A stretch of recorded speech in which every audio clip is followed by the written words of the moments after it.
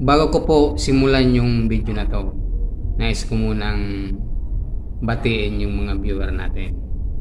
Doon sa mga kapatid natin sa hanap buhay, lalong lalo na sa mga welder. Kasi itong papakita kong video, may kaugnayan to sa mga welder.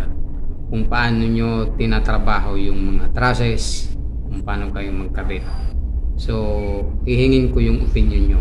Pero dito, meron na akong sariling pananaw base sa aking personal na nalalaman dahil matagal na din tayo sa ganitong kalakaran. Okay? Itong mga boss yung sinasabi ko sa inyong video. Pinakabit to ng customer na nagpakot sa atin ng roofing. Kaso sa hindi inaasang pangyayari, hindi natin nakuha yung bubong nito.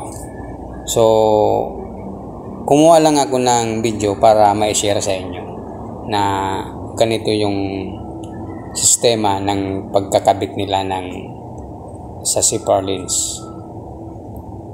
Ihingin ko sana yung opinion nyo kung kayo po ba ang magkakabit. Ganito din ba yung gagawin nyo? Kasi ako, tulad ng sinabi ko, meron akong sariling pananaw. Dito pala sa pinagkabitan tong zipper lens, yung distansya ng rafter nasa 2 meters. Pero kung 2.5 o kaya higit pa, siguro ko hindi uubra tong mga ganitong sistema. Ganitong style ng pagkakabit ng zipper lens.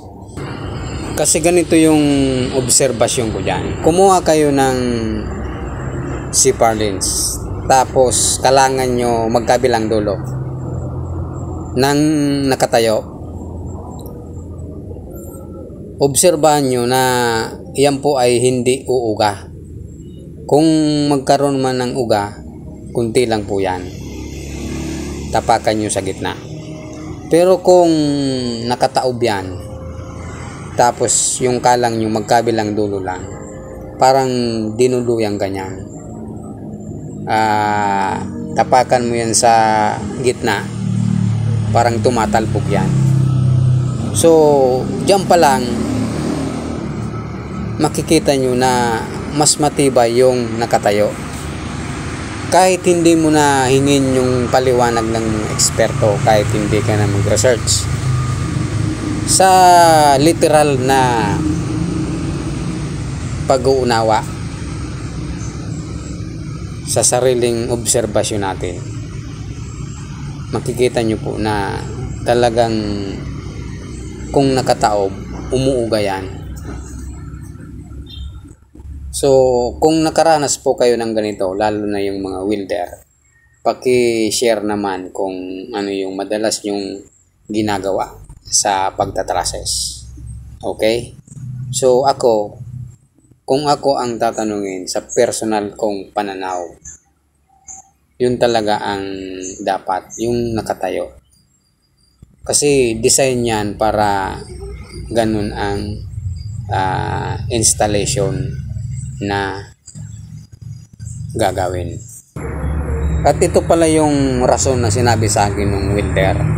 Kasi kung magkakabit na daw ng yero, kapag nakataob yung zipper lens, mas malapad yung paglalagyan ng text screw. Ano sa tingin nyo mga idol? At ito pa yung isa, hindi na sila maglalagay ng cleats kasi yung welding daw sa baba saka sa taas. Sa tingin ko meron silang sariling mundong ginagalawan. Yun lang ang masasabi ko. So kung nakita nyo tong video na to, lalo na doon sa mga welder, paki-comment naman kung ano talaga yung dapat para sa inyo. Yung para sa akin, sinabi ko na. So, hingin ko naman yung para sa inyo. Okay? Salamat po.